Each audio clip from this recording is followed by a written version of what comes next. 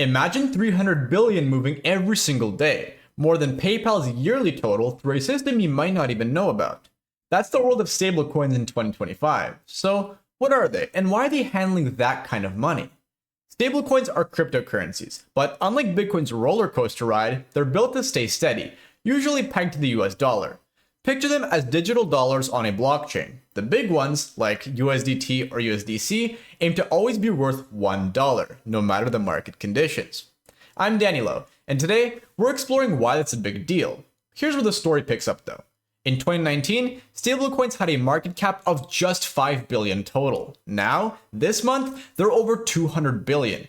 That jump shows how much they've grown and how much they've been used in crypto and beyond. So, in this video, we're going to walk through their role, how they function, the challenges they're facing, and what's coming next.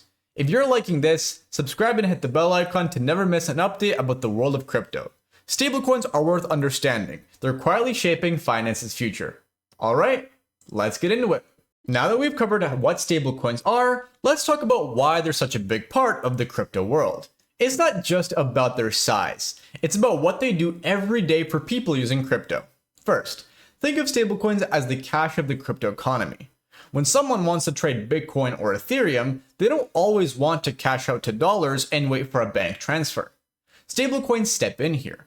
They let you move value instantly on the blockchain, say swapping $1,000 of Bitcoin for Tether in seconds. That's why around 150 billion is locked in decentralized finance, or DeFi right now, with stablecoins making up a huge chunk of it. They're the fuel for trading, lending, and earning interest in this space. But it's not just traders who rely on them. Stablecoins are also changing how money moves across the world. Imagine someone in one country sending $500 to family completely overseas in a different country. Traditional systems like wire transfers can take days and charge very high fees. With stablecoins, that same transfer can happen in minutes at a fraction of the cost. Analysts estimate that by 2030, stablecoins could handle 10 trillion in payments each year, more than some of the biggest networks out there today. Here's an example from 2024. Stablecoin transfers hit a point where they processed more volume in a year than Visa did. That's a sign of how they're bridging crypto and everyday finance. But their role goes even further. In a market where prices can crash 20% in a day, stablecoins offer a safe harbor. People use them all the time to park their money during volatility, like a digital savings account that's always liquid. That stability has drawn in businesses too. Companies like PayPal, with its own stablecoin launched in 2023, are betting on them to bring crypto to millions of new users who want reliability and not roller coasters. And here's something else. Stablecoins are starting to show up in places you wouldn't honestly expect.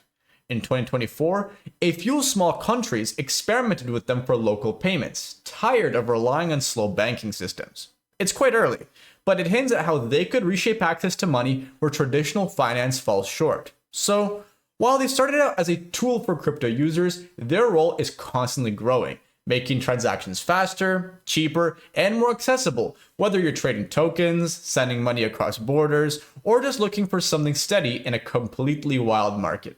So, we've seen how stablecoins are used every day and why they're growing. But how do they actually work? How does something digital stay worth exactly $1 when crypto can be so unpredictable? Let's break it down. At their core, stablecoins are all about trust. The biggest ones, like USDT and USDC, are called fiat-backed. That means for every token out there, like one USDC, there's supposed to be one real US dollar held somewhere, usually in a bank or as safe investments like Treasury bonds. Picture it like a digital IOU. Companies like Circle, which issues USDC, take your dollar, hold it, and give you a token you can use on the blockchain.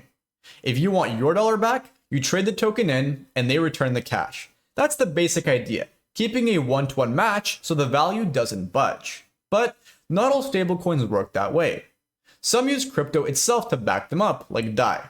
Instead of dollars, DAI is tied to other cryptocurrencies like Ethereum, locked in a system called a smart contract. It's a bit like a digital vault. You put in more value than the DAI you create, say $1.50 of Ethereum for $1 of DAI, to cover price swings. If the crypto's value drops too much, the system adjusts to keep DAI at $1. It's more complex, but it doesn't rely on banks, which some of crypto prefer. Then there's a third type, algorithmic stablecoins. These don't hold dollars or crypto as backup. Instead, they use software to control supply. If the price dips below $1, let's say, the system burns some tokens to make them scarcer. If the rise is too high, it creates more. The idea is clever, but it is risky. Back in 2022, one called Terra collapsed when its algorithm couldn't keep up, wiping out 40 billion. That's why fiat-backed ones dominate today. Trust in real reserves feels much safer. And in 2025, this system's still evolving.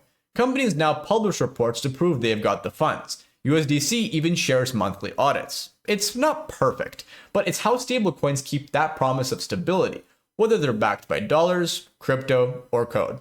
We've seen how stablecoins work, those promises of $1 per token. But here's where things get interesting. Not everyone agrees on how that promise should be kept. There's a bit of drama unfolding in 2025, and it's centered on the two biggest players, Tether and Circle's USDC. These two dominate the market. Tether, or USDT, has over $130 billion in circulation right now, while USDC sits around $50 billion. That's a lot of digital dollars out there, but they're not exactly on the same page. Circle, the company behind USDC, has been pushing hard for new rules in the US. They want every stablecoin issuer handling dollars to register with regulators. Think of it like getting a license to operate. Their argument is that it keeps things safe and legit, especially since they already share monthly reports showing their reserves match every USDC in play. Tether, on the other hand, sees it differently. They're based outside of the US and argue that this push is less about safety and more about Circle trying to lock them out of the game.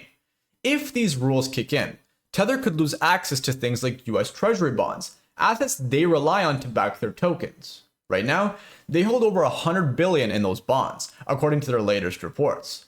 Losing that could shake things up, considering they process over $200 billion in trades every single day. This isn't just a company rivalry, it's tied to bigger questions regulators are asking in 2025. Governments, especially in the US, are looking at stablecoins and wondering, are they too big to ignore? Daily transfers hit $300 billion, and that's got lawmakers talking about new laws. Some want strict oversight, like banks get, to make sure all those reserves are real. Others worry too many rules could push stablecoins overseas, out of reach. The Circle-Tether clash is a real-time example of that debate playing out, showing how the rules might decide who thrives and who struggles in this space. We've talked about how stablecoins operate and the tension brewing between Tether and Circle, but that drama points to something bigger. Stablecoins aren't without their challenges. Let's look at what's at stake and why these risks matter. First, there's trust. The whole system hinges on believing those reserves are really there, $1 for every single token. Companies like Circle show their work with monthly audits, but Tether's had a bumpier road. Back in 2021, they paid a $41 million fine after regulators found they didn't always have the cash they claimed, sometimes using other assets instead. They've cleaned up since then, with over $100 billion in Treasury bonds today, but questions linger.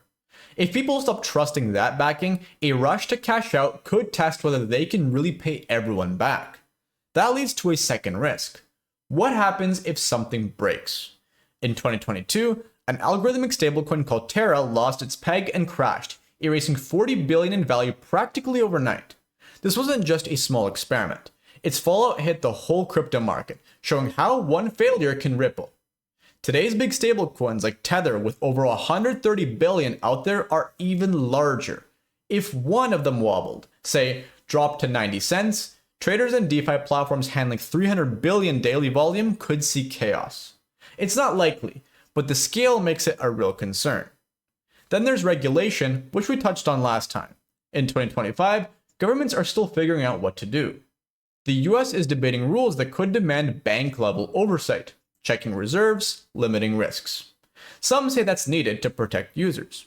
Others argue it could push issuers like Tether overseas beyond US control. Just this year, lawmakers floated a bill that might ban stablecoins without a license. Meanwhile, the current administration has taken a pro-stablecoin stance, showing support at the March 7th Crypto Summit to boost their growth and keep the dollar dominant. Nothing is really final, but the uncertainty keeps everyone guessing, and the stakes keep rising as stablecoins keep growing.